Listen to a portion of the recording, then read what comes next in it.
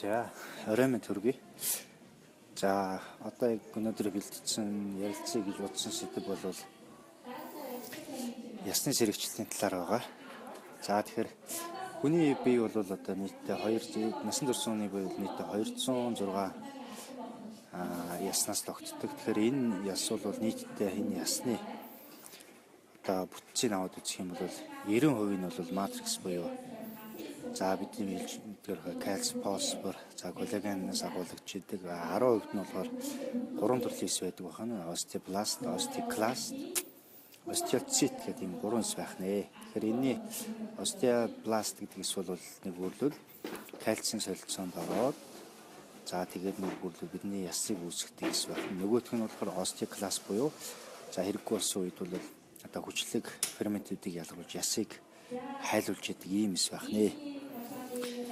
За тэгэхээр ер нь бол одоо бид нар ясны сэргэжлтийг ойлгохын тулд эдгээр хоёр одоо 3 төрлийн эсээр нь товчхон мэдээд авчлаа. За тэгэхээр ясны сэргэжлтийг ярихын тулд бол мэдээж хүний бие махбодтой кальцийн солилцоотой холбож ойлгох нь зайлшгүй чухал. За ер нь бол эхлээд газ мэдээлэл өгчөөд тэгээд асуулт хариулт явна. За тэгэхээр мэдээж ясны сэргэжлэлт үүсдэг эрдэс кальцтай холбоотой ясны сэргэжлэлт үүсдэг. За үндсэн бол 3 механизм шалтгаан байна. За энэ нь юу гэхээр нэгт бол бид нар хоол хүнснээс кальцийг бага хэмжээгээр авах. За эхнийх нь. Хоёр дахь нь болохоор хоол хүнсээрээ кальцийг авж байгаа боловч гидсэнд одоо кальцийг шимэх үйл явц муудах буюу одоо хоол босрох замын эмгэгтэй холбоотой үүсчээд байна. Гурав дахь нь болохоор кальцийг одоо хоол хүнснээс авж байгаа хэдий ч витамин D-гийн дутмагчлаас болж одоо кальц одоо яг хэрэгцээтэй ясны эдтэй очтдгүй байх нэ. Тэгэхээр ийм 3 үндсэн шалтгаан байх нь байна. Эдгээрийг нөхцөлдөд нөлөөлдөг хүчин зүйлүүд нь бол за мэдээж бидний хамгийн их сайн мэддэг бол одоо хийж үсэн ундаа гэдэг. За тэгэхээр яагаад хийж үсэн ундаа бидний ясны сэргэжлэлт үүсгээд нэхэр за мэдээж хийж үсэн ундаа гэдэг утгаараа нүүрс хүчлийн давхар эсэл агуулж яадаг. Энэ эсэл маань одоо нэг үрлэл цуснд ороод кальцтай холбогдчихдаг байна. За тэгэхээр кальцтай холбогдоод цаашаага кальцийн зөөвөрлөх үйл явц алдагдаж ясанд очих үйл явц алдагдаад кальц маань цусндаа эргэцсээр байгаа шээсээр ялгараа гарчдаг байна. Нэг ийм дутагдлын одоо нөлөөлөх хүчин зүйл байдаг. За хоёрт нь бол хөдөлгөөний дутагдал бол өөрөө ясны сэргэжлэлтийг үүсгэж хамгийн гол бас нөлөөлөх хүчин зүйл байдаг. За дээрээс нь бол за эмэгтэйчүүдийн цэвэршилттэй холбоотойгоор ясны сэргэжлэлт бол үүсдэг. Тэр дундаа бол одоо 55-аас дээш насныханд бол цэвэршилтийн процесс явснаар эмэгтэйчүүдийн эстроген даавар одоо ялгархалт багассантай холбоотой ясны сэргэжлэлт явж байдаг байна. За тэр дундаа эрт цэвэршилт буюу 45-аас дээш нас 45-аас өмнө наснд одоо цэвэрч байгаа тохиолдол бол илүү их эрт ясны сэргэжлэлт явж байгаа. За дээрэс нь мэдээж за алкогольны төрлийн одоо нэвтрүүлэн хэрэгэлдэг хүмүүст бол ясны сэргэжлэлт их явагдчихэдэг. Учир нь юу гэхээр кальц маань өөрөө витамин D-тэй холбогдчихэж одоо яг идэрхтэн рүү явах үндсэн одоо хэлбэртэй орж идэг байна. Тэгэхээр витамин D-гийн нийлэгжилт бол өөрөө бас илгэнд маш идэвхтэй явдаг. За тэгэхээр арх уугаад алкогольны нэвтрүүлэн хэрэглэж байгаа хүмүүст бол мэдээж илгэний үйл явц бол маш муудж яадаг. Тэгэхээр тэр утгаараа илгэнд витамин D-гийн нийлэгжилт одоо хуурах процедур бол алдагдчихэдэг байна. Тэгэхээр энэтэй холбоотойгоор бол ясны сэргэжлэлт бол явж идэг байна. За мэдээж бол дараагийн нөхцөл зүйл бол эмийн хэд хэрэглээ буюу тэнд дундаа дааврын эмүүд буюу преднизолон тэрийг бол удаан хугацаанд хэрэглэсэн хүмүүст бол ясны сэргэжлэлтийн одоо явах процедурууд ингээд үүсчээд байна. За иймэрхүү байдлуудаар нөлөөлөх хүчин зүйлүүдээр ясны сэргэжлэлт үүсчлээ. Үүснэ гэдэг маань бидний ясны нягт одоо багасж мэдээж хурамтгай хэврэг юм болж байгаа. За илэрх шинж тэмдэг гэхээр шууд илэрчих шинж тэмдэг бол байдаггүй.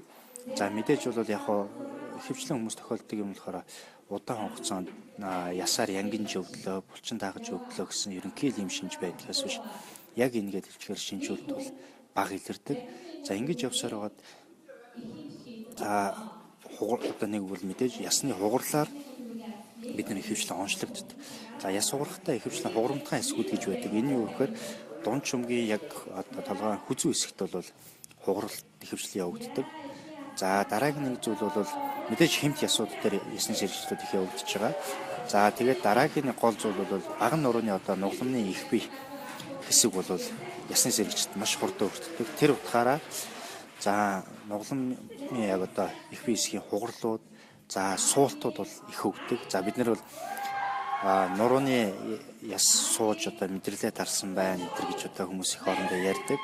Энийний гол одоо бас зүйл бол ясны сэргийлэлтэй холбоотой байдаг байна. Тэгэхээр ясны сэргийлэлтийг бид нэр илрүүлэхийн тулд бол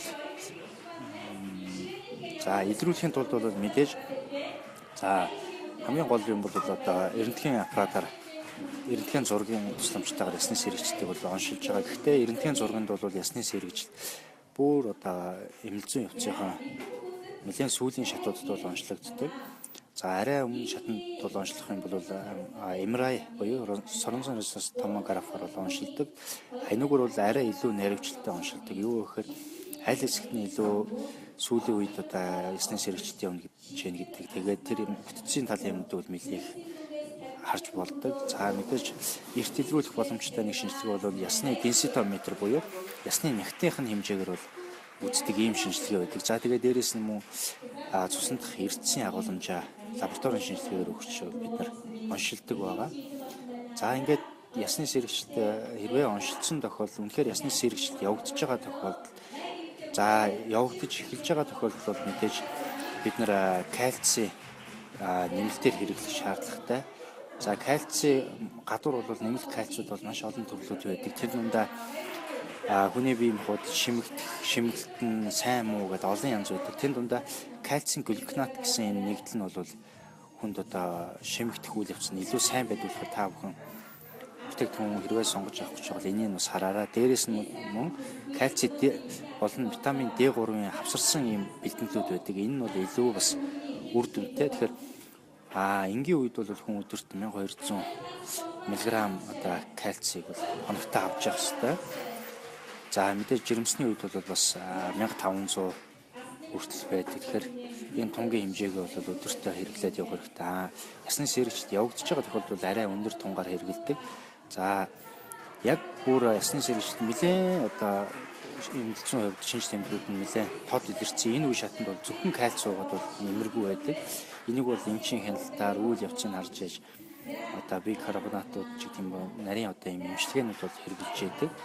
За мэдээж бол хоол хүнсэн дээрээс бол бид нэр кальциг бол авдаг. Тэнд дундаа сүүн бүтээгдэхүүн. За сүүн бүтээгдэхүүн дундаа бол за илүү одоо эсгсэн төрлийн бүтээгдэхүүн бидний арц, ааруул, ээзэг энэ дэр бол кальци агуулмж нь сүүнээс илүү байдаг. За 1200 мг одоо кальциг бол бид нар өдөрт 4 аяга сүүнээс авах юм боломжтой байдаг.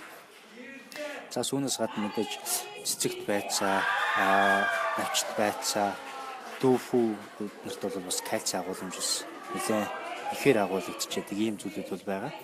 За мэдээж бол одоо ясны сэргийлэлт, урьдчилан сэргийлэхийн тулд бид нэр дасгал хөдөлгөөнөө сонгож хэрэглэх хэрэгтэй. Гэхдээ хэрвээ явагдаж байгаа бол эмчийнхаа заавар зөвлөгөөгөөр үйл явц шатнаас нь хамаарч хөнгөн дунд эрчимтэй зэргийн дасгалуудаа сонгож хэрэглэдэг. Тэгэхээр хэр оргин шууд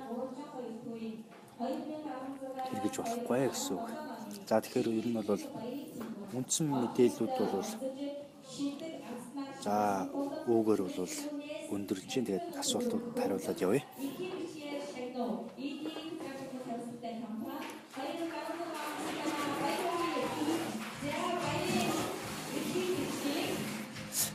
Энх хамгаалсан алтан гэрэл хорт тутанаас яаж хамгаалж яаж тэмцэх вэ? Дараагийн удаа энэ сэдвээр лайв хийвэл яаж вэ гэсэн. За энэ сэдвээр бол би бас мэдээлэл бэлдэж байгаа. Энэ бүтэн сөөдөр Монгол телевизийн өнөө өглөө хөтөлбөрөөр 9-12 цагийн хооронд энэ сэдвээр бас мэдээлэл хүлээж аваарай. За ханаа томооны талаар би бас мэдээлэл бэлдсэн байгаа. Тэрийг миний өмнөх лайвуудыг гүйлгээд хараарай. Золж жаргал саранхүү.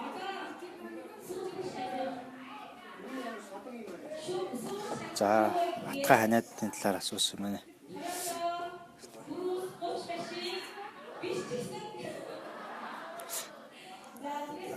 тийм кальц ууж байгаа тохиолдолд бол зайлшгүй дасгал хөдөлгөөн хийгээрэй гэж зөвлөх байна. Тэгэхгүй бол нэг үйл бол одоо кальц маань сайн шимэгдэхгүйгээр илгэнд бөөрөнд этерцмаа бөөрөнд одоо чулуучих юм эрсдэлтэй. Тийм болохоор кальцийн нэмэлт бэлтгэл ууж байгаа тохиолдолд зайлшгүй дасгал хөдөлгөөн хий. За сүргэн тоогоогийн ревматизмын талаар за дараа мэдээлэл бод зочтой бэлдэнэ. За мэдээж жирэмсэн үе төрсний дараа бол кальцийн хэрэглээ бол маш их байдаг. Тэгэхээр кальцийн бэлтгэл төр дундаа кальц агуулсан хүнсний бүтээгдэхүүнээ илүү хэрэгжилж байгаарэ. Наран Тулгархан бат. За Бямба юура Монгол адууны кальц ууж байгаа гэсэн байна. Ясан зэрэг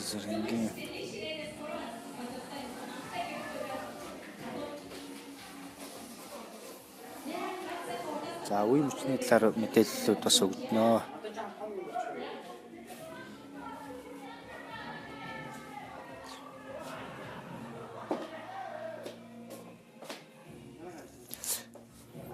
Харин тийм ээ энд бас би нэг газар байгаа болохоор арга хэмжээ болоод тэг ямар сандэ нэ мик угаа ойр барайл яриад байна.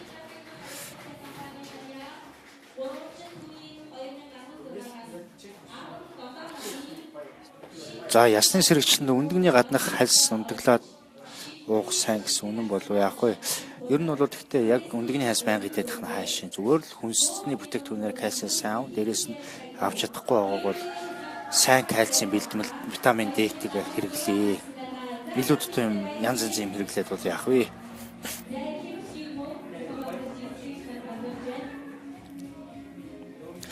Пүрэв дулан бэ ясаа хуглуус юм хадаас энийг бол одоо гэмтлийнхаа эмчтэйгээ сайн зөвлөдөө эмччийнхаа хяналтаар авах хэрэгтэй ямар хугацаатай байх тэрийг харж иж яв. За Хүсэн байна 5 настай хүүхэд кальц нэмэлтээр болох хэрэгтэй. Ер нь хүүхдтэй гол нь өдрийн кальцийн хэрэглээг авч чадж байгаа бол нэмэлтээр шаардлагагүй. Өдрийн кальцийн хэрэглээ 1200 мг буюу 4 аяга сүү гэж ойлгож болно. Баг бахад хоолой за.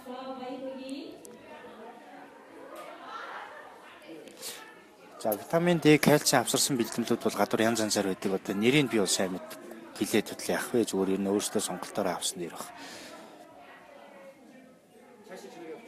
Би Батум гарын коммент жаахан уншиж хариулт өгч байгаа ч яг өгөөл явж байна да. Мэдээж өдөр тутмын биеийн хөдөлгөөн маш чухлаа. Пүүжэ мек. Орой минь зөвлөгөө өгөхөд баярлалаа. За өнөөдөр одоо яхахгүй юм чимээгтэй газар ичлээ уучлаарай.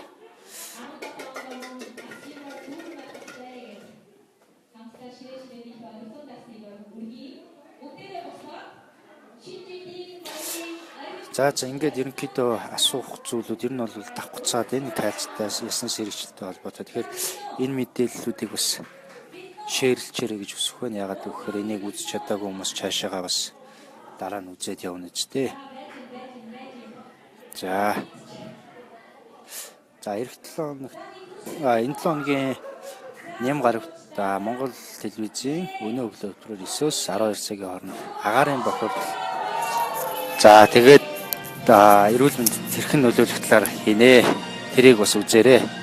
За ингээ баяртай жоохон чимээтэй газараас өнөөдөр хүргэлээ. За шеэр хийгээрэй гэж хүсэх байна. За баяртай.